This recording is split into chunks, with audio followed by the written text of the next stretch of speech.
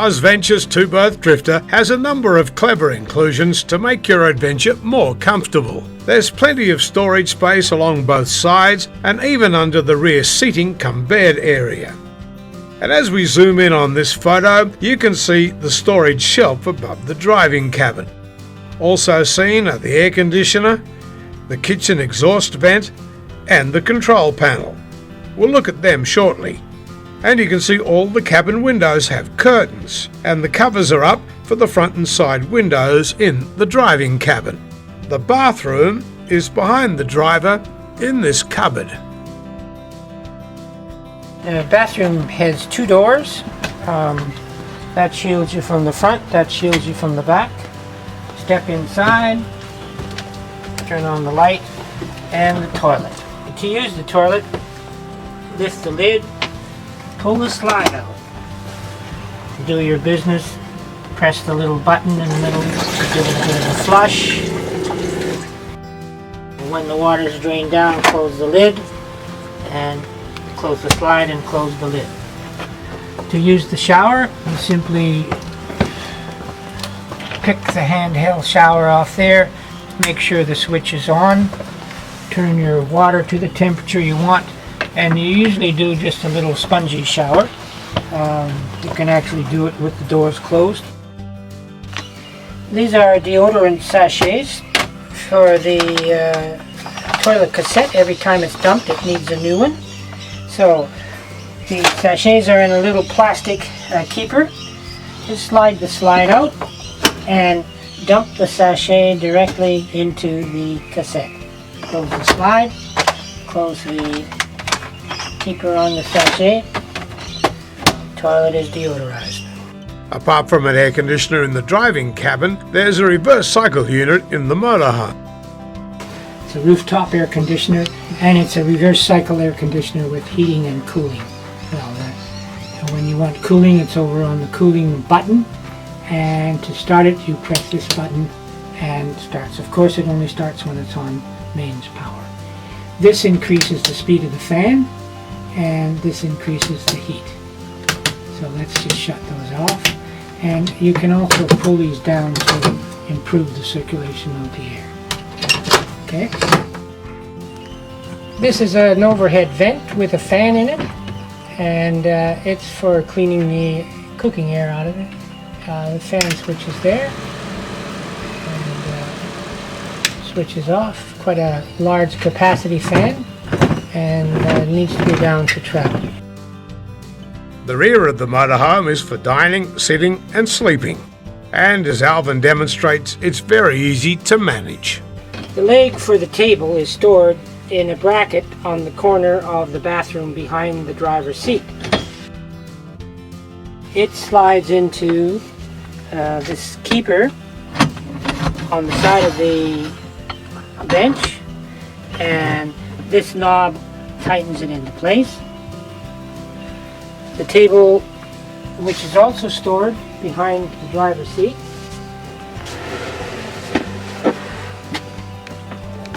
has a bracket on the bottom that sets onto the top of the post, and that makes up your table. You can tighten the screws to hold the table firmly in place.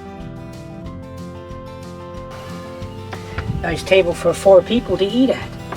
If you want to have more working space, you just spin the table around and the post around. It can store right in along the kitchen and becomes extra countertop. To dismantle the table, loosen the screw at the bottom of the top and lift it off the mount, and it stores again in behind the driver's seat. You have an alternate table stored in the little wardrobe, a smaller round one, which can be used in place of the other one, and it sits like that. To dismantle the table, you just loosen the set screw and pull the curved leg out of its bracket, and it stores in the bracket up behind the driver's seat. To make up the bed, first you get two small square steel supports from the little wardrobe, and the longer one fits in front. It fits into a slot under the seat. The rear one, same thing. And then simply you grab the ties on the bed, pull it out far enough that that back piece drops down. Once you have that side in place, just simply grab the tabs on this one, slide it into the middle, slide the backrest in, and it's ready for the mattress cover. To make the bed back up, simply move the back up on top of the seat, slide the seat back into place by lifting it and pushing it back, and set the back up. You can do the same on the other side.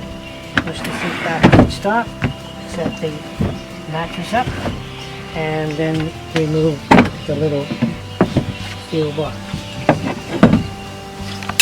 And they get stored in the wardrobe again. The bed can be made up as a double or two singles, facing front or back. Earlier we mentioned the storage under the two benches. Also in the back is a hot and cold outdoor shower. The left side storage is cleared for you to use. Several things are stored under the bed on the driver's side. To lift that bed, slide it out a little bit. You have the bedding, you have the water heater, you have the 240 volt electrical, and back here you have the lead for the power connection, you have the fresh water hose, and you have the grey water drain.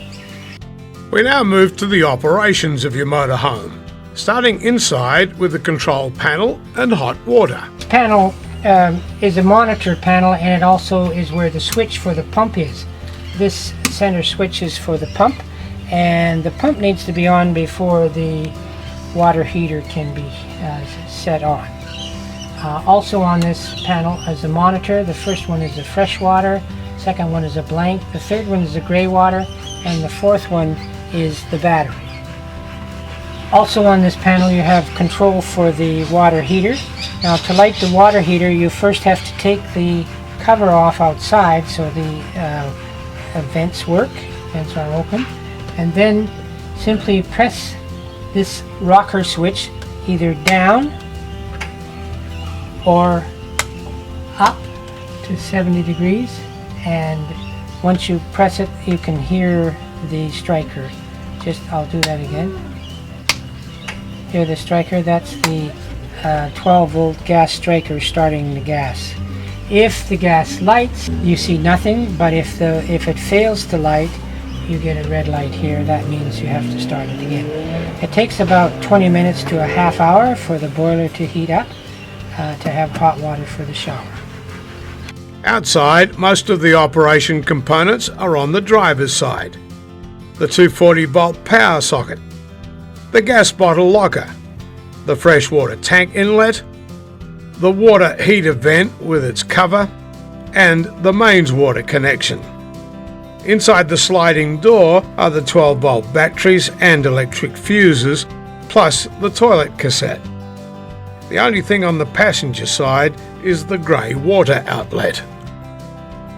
The 240 power outlet connects here. The lead is found under the bench on the shower side of the interior.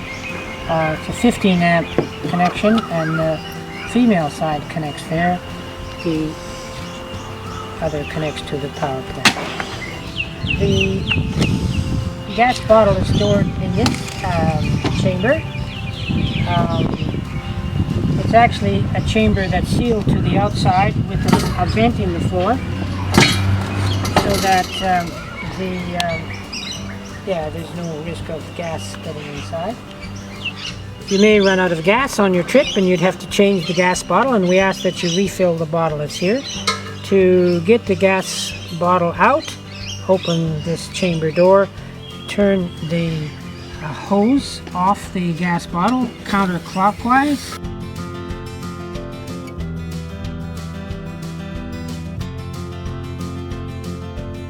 Fresh water, first unlock the cover for the fresh water by putting the key in and turning it 180 degrees, and turn the cover out. Remove one end from the blue freshwater hose and insert it a foot or so into the opening, and then connect the hose to the water and fill the tank. An alternate way of supplying water when you're camped is to connect to the mains water in the caravan park. And to do so, you simply connect the hose to this spigot here, and then connect it to the water outlet and open the tap about a half a turn. To take this cover off, there's a little technique. If you put your fingers here and your thumbs about an inch down on that, push in on the cover and pull out on your fingers, and that tap comes off easily. Put it back on before you travel, secure it in the bottom, and let it snap over the notch.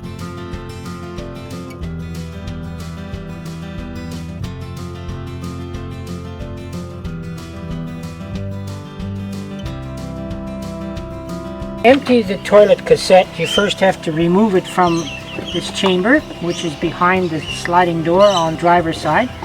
Lift this green latch under the handle and just slide the cassette out. When you got it out, there's a little trolley that you can use to carry this cassette. You can dump it at a dump point, or you can dump it into a regular toilet and it flushes itself away. To dump it, you turn this nozzle out, take the lid off, pick the toilet up and dump it into the dump point or the toilet, pressing this little button to let air in the top. When it's empty, it's always a good idea to put a couple liters of water in and rinse it out. And then once you get it finished, another liter of water to put the sachet in.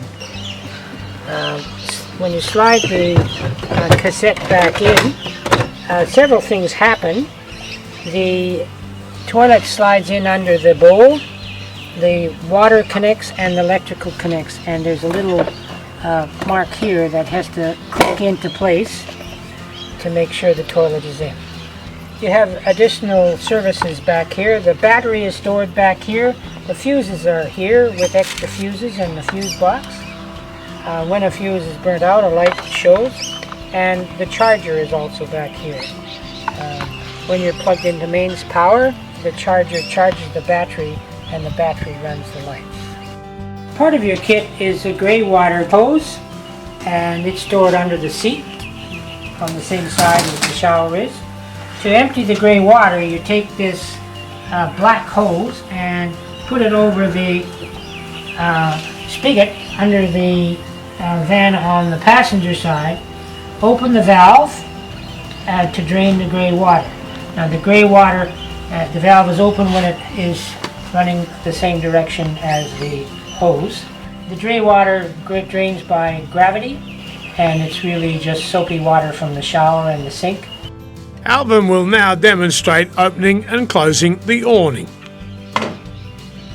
The crank for the awning stores in a clip behind the driver's seat on the wall of the toilet.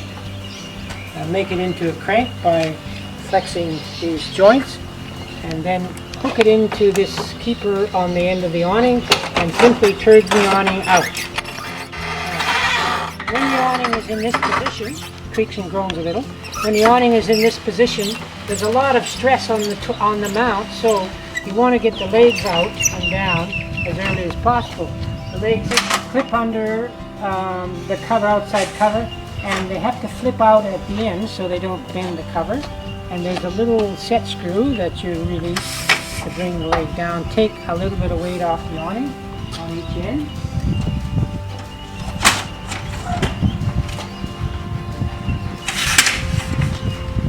then walk the awning out. It goes out a whole 2400 millimeters. When the awning is out fully, you can pick up the shoe and put it in this little keeper here. Set it in this little keeper and close it, and then set the height of the awning, and that's your bottom anchor to the awning. And there's another one the same on the front end.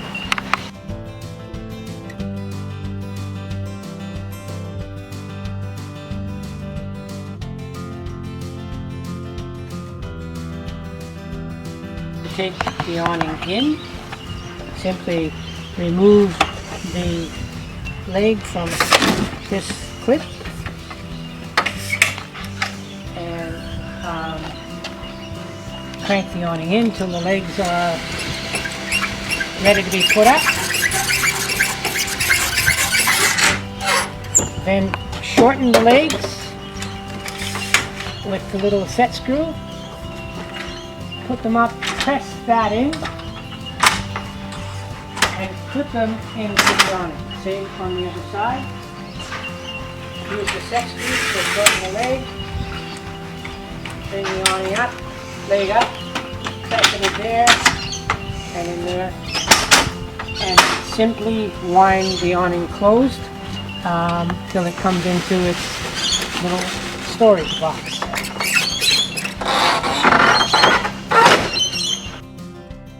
One more look at this photo to show you two more features. This is an electric operated step for easier access to the motorhome. Just remember to bring it up for travelling. And this swing up table will help you enjoy the camping life just that bit more in your AusVenture 2-berth drifter motorhome. Now with all this information, you're set to turn your holiday into an adventure. When you pick up your AusVenture motorhome, allow about 40 minutes to finalise the paperwork and undergo a hands-on orientation of your vehicle. Some things to remember when you break camp to travel. Make sure the awning is in and all your gear is stowed. Secure the electrically operated step. Lock the storage compartments. Turn off the hot water and put the water heater cap on. Dismantle and secure the television set and lower the antenna. Lock the fridge. In addition to the face-to-face orientation, a comprehensive manual travels with you. Your motorhome has membership of the NRMA, and Alvin and Jenny are as close as the phone or email. AusVenture Motorhomes look forward to sending you off on your holiday, hoping it will indeed become an adventure.